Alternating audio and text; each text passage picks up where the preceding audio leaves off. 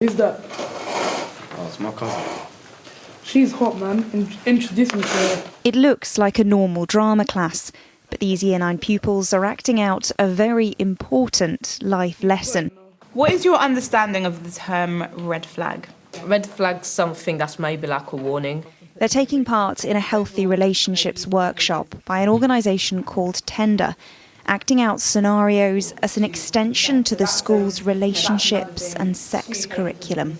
It sounds kind of controlling because it's like he's saying, no, you can't look at other people. She's scared of Paul in a way that, like, if she said no, he'd get really angry and aggressive. While relationship education in schools isn't consistently good across the country, young people are often accessing relationship education through online media, so they may be gaining information from pornography and making assumptions, therefore, that the relationships that they carry out should be based on what they've seen around pornography, which is often very, very harmful and very misogynistic.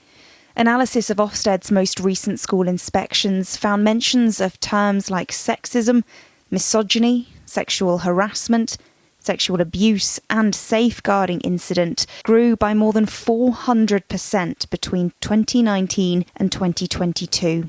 Relationship, sex and health education was made mandatory back in 2020, but of the £6 million worth of funding made available to schools, only half of it has been claimed. And campaigners say that the teaching in this area is far too patchy.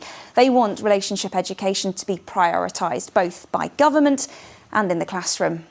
The government says schools should be alive to issues like everyday sexism and misogyny, but some call for the teaching of this subject to be much more specialised and supported. I think it's about making sure that there's a course or a specialism that people have to have that makes sure that they can teach it effectively for young people and that they're all getting the same experience no matter what the school. Last March, the government announced a review into relationships education in schools over fears of inappropriate content.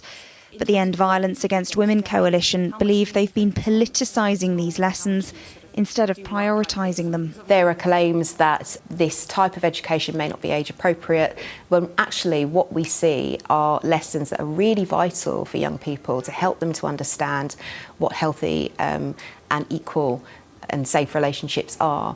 He's kind of already telling her how to dress and they don't even know each other that well. Campaigners are adamant that the earlier children learn about healthy relationships, the easier it will be to tackle violence against women and girls in the future. Rachael Venables, Sky News.